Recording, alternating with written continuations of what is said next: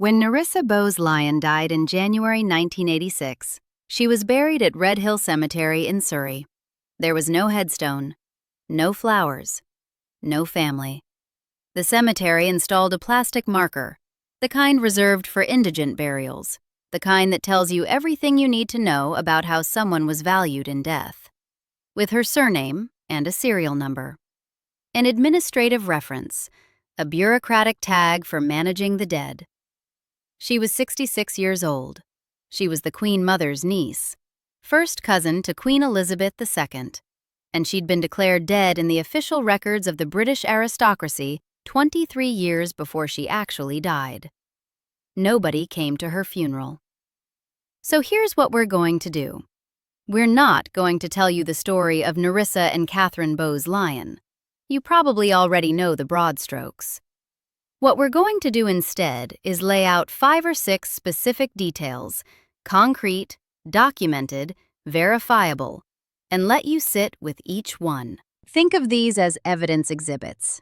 Think of this as a closing argument. And by the end, you can draw your own conclusions about the Queen Mother, about the Bowes-Lyon family, and about what that plastic marker in a Surrey cemetery actually represents. Exhibit A. You've already seen it. The grave. Let's move to Exhibit B. In 1941, Britain was at war. The King and Queen were at Buckingham Palace, symbols of national resilience. The Queen Mother, then Queen Consort, was one of the most visible women in the country. Her maiden name was Bowes-Lyon, and that year, 5 young women carrying that family's blood were committed to the Royal Earlswood Hospital in Redhill, Surrey. Not 2. 5. Nerissa Bowes-Lyon, aged 22. Her younger sister Katherine, aged 15. 15. And 3 of their cousins on the maternal side, Idonia, Etheldreda, and Rosemary Fane, daughters of their mother Fenella's sisters. All 5 had significant learning disabilities. All 5 were sent to the same Victorian-era institution. All 5 would spend the rest of their lives, or most of their lives, behind those walls. Think about the logistics for a second. 5 sets of admission papers, 5 assessments, 5 women ranging from their teens to their 20s, transported to the same hospital on the outskirts of a Surrey commuter town, and placed in wards from which most of them would never leave. This wasn't a series of heartbreaking individual decisions made by 5 different families over time. This was coordinated. This was comprehensive. This was a family looking at an inconvenient genetic reality and deciding collectively to make it disappear. Katherine was 15 years old. She'd lost her father at 3. John Herbert Bowes-Lyon died in 1930 at just 44. And now the family that remained was sending her away. Not to a specialist school, not to a private care home funded by the considerable Bowes-Lyon fortune, to a former asylum in Surrey, where hundreds of patients lived in large wards, on regimented schedules, in institutional clothing, eating institutional food, sleeping in rows of beds in rooms where privacy didn't exist as a concept. And that was 1941. Katherine wouldn't leave institutional care until she died. In 2014, 73 years. But we'll come back to that. Exhibit C. The paper trail. Burke's Peerage is the definitive reference work for the lineage of Britain's titled families. It's been published since 1826. Families supply their own information, births, marriages, deaths, and the editors record it. This is not a process that involves guesswork.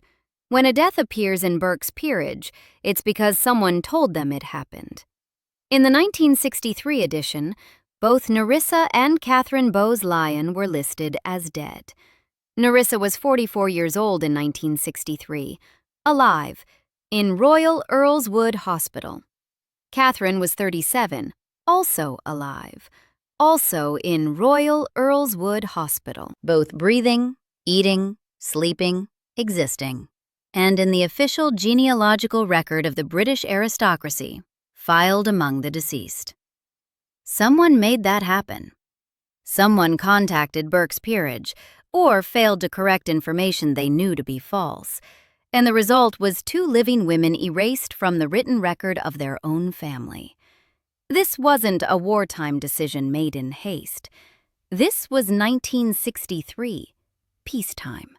The Queen Mother was at the height of her public fame, hosting garden parties, waving from balconies, performing the role of the nation's most beloved grandmother with impeccable grace. And somewhere in the administrative background of her family's affairs, someone was telling the editors of Burke's Peerage that her 2 nieces were dead. The entry wasn't corrected for decades. It just sat there, edition after edition, a quiet lie doing quiet work. Any researcher, any journalist, any genealogist who looked up the Bowes-Lyon family tree would find no trace of 2 living women in a Surrey institution. They'd find deaths, they'd move on, and the lie would hold. Locking Nerissa and Katherine away removed them from sight. Declaring them dead removed them from thought. The first act was concealment. The second was erasure. And the second happened 22 years after the first, calmly, deliberately, in an era of peace and prosperity, for no reason other than the simple desire to ensure that 2 women in an institution remained, as far as the world was concerned, non-existent. Exhibit D. This one's different. This one isn't about what the family did. It's about what Katherine did. Nursing staff at Royal Earlswood Hospital reported, in press interviews after the story became public in 1987, and in subsequent documentary investigations, that Katherine Bowes-Lyon would stand and curtsy whenever Queen Elizabeth II appeared on the television screen. Sit with that for a moment.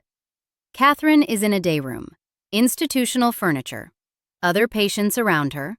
The television is on, one of the few connections to anything beyond the hospital grounds, and the Queen appears. Maybe it's a Christmas broadcast. Maybe it's a state occasion, a procession, a balcony wave. The face on the screen belongs to Elizabeth II, Katherine's first cousin, the daughter of her father's sister, a woman with whom she shares a grandfather, a bloodline, a surname that opens every door in England. And Katherine stands, and Katherine curtsies. The gesture was trained into her in earliest childhood, encoded in muscle memory from a time before the institution, before the erasure, before the plastic markers and the false death records, and the decades of silence. It survived everything that was done to her. The family forgot Katherine. Katherine didn't forget the family. No member of the royal family is recorded as having visited Nerissa or Katherine at Royal Earlswood Hospital. Not the Queen, not the Queen Mother, not anyone. The institution was in Surrey, not on the other side of the world, not across an ocean, but in the commuter belt, less than an hour from central London by car. You could take a train from Victoria. The distance wasn't the obstacle. Katherine curtsied to a screen showing the cousin who never came. She offered that gesture faithfully, reflexively, across the decades, to a woman whose family had declared her dead. And the screen didn't curtsy back, and nobody walked through those doors. And it happened again, and again, and again, until it stopped being an anecdote and became something else entirely.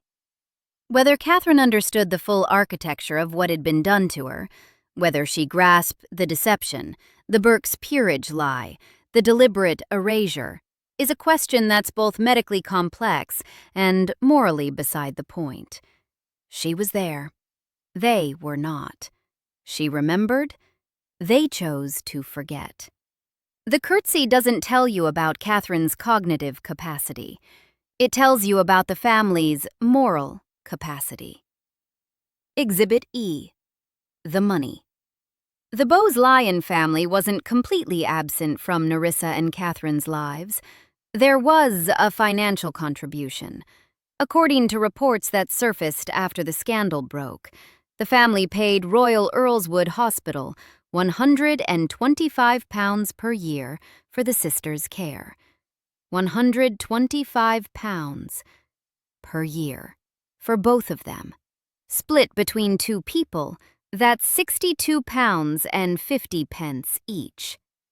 Per year. From a family that held the earldom of Strathmore and Kinghorn, a family that owned Glamis Castle, over 100 rooms, an estate that's been in the family since the 14th century.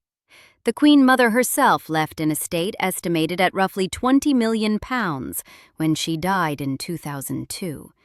She was known for lavish entertaining, fine wine, horse racing, and a personal overdraft at Coutts Bank that reportedly ran into the millions, and the annual allocation for her two nieces, the daughters of her own brother, confined to a hospital ward since one was 22 and the other was 15, was £125.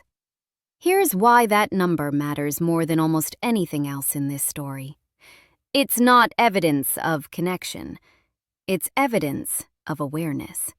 You don't write a check to someone you claim not to know about. The family knew exactly where Nerissa and Katherine were because the family was writing checks to that address. They knew, they paid, and they never came. The check isn't a defense. The check is the conviction. Because there's a timeline embedded in that payment that deserves attention, the Queen Mother reportedly became aware, or was reminded, depending on what you believe about the extent of her prior knowledge, that her nieces were alive and in institutional care. The annual payment confirms ongoing awareness at the family level. Nerissa died in 1986.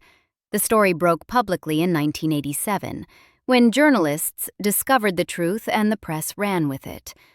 The Queen Mother lived until 2002. Katherine lived until 2014. That's decades of knowledge. Decades of checks arriving at a Surrey hospital.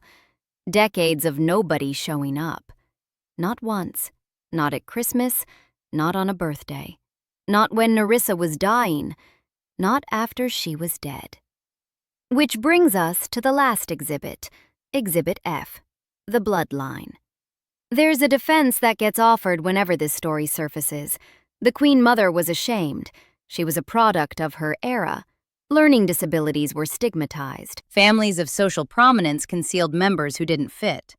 The taint of mental deficiency was considered a stain on a bloodline, and the Queen Mother, protective of the crown, protective of the family name, simply couldn't face the shame of public acknowledgement. It was wrong, the argument goes, but it was understandable. It was the times. This defense collapses the moment you look at the family tree. The condition that affected Nerissa, Katherine, Idaneia, Etheldreda, and Rosemary didn't come from the Bowes-Lyon line.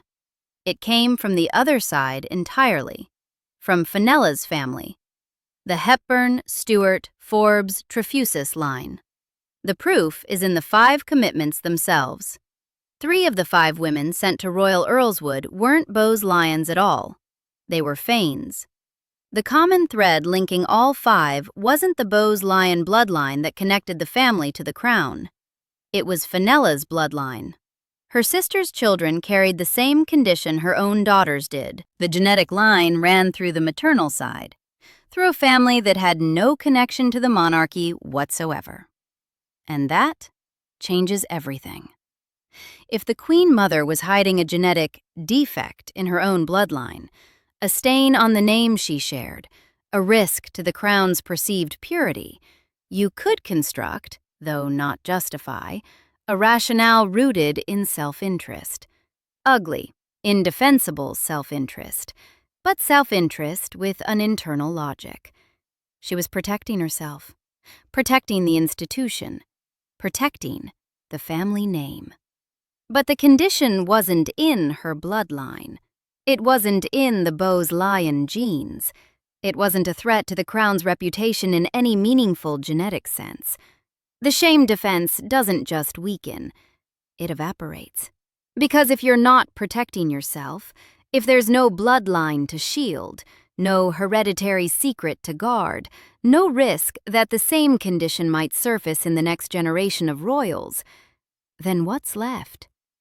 What's left is that you simply didn't care. Not shame, not self-preservation, not even the warped logic of a family protecting its position at any cost. Just indifference. Cold, settled, comfortable indifference toward two women who were your brother's children, who bore your family name, who curtsied to your niece on a television screen in a hospital ward you never once entered. And when one of them died, you didn't go to the funeral. So, back to the grave. Redhill Cemetery, January 1986. A plastic marker with a surname and a serial number. No headstone, no flowers, no family. A woman who'd been locked away for 44 years, declared dead for 23 of them, funded with £62.50 per year, and never visited. Not once. By anyone. In the family that called itself the most famous family in the world. A proper headstone was eventually placed on Nerissa's grave, but only after the journalists came, only after the cameras captured the plastic marker, only after the image became a symbol the palace couldn't explain away. The headstone didn't come from grief. It came from exposure, which might be the most damning detail of all. Katherine outlived them all. She outlived the Queen Mother, who died in 2002 to an outpouring of national grief. 1 million people lined the streets of London. Newspapers devoted entire editions to the woman they called the nation's grandmother, and tributes spoke of her warmth, her grace, her devotion to family. Katherine was alive for all of it, still in institutional care, still unvisited. She died on 23 February 2014 at the age of 87. Nerissa Bowes-Lyon was the Queen Mother's niece. She was buried like she was no one. Not because the family didn't know, because they knew. And this is what they chose. A plastic marker, a serial number, a plot in a municipal cemetery in Surrey. That's all. If this story stayed with you, subscribe for more stories like this.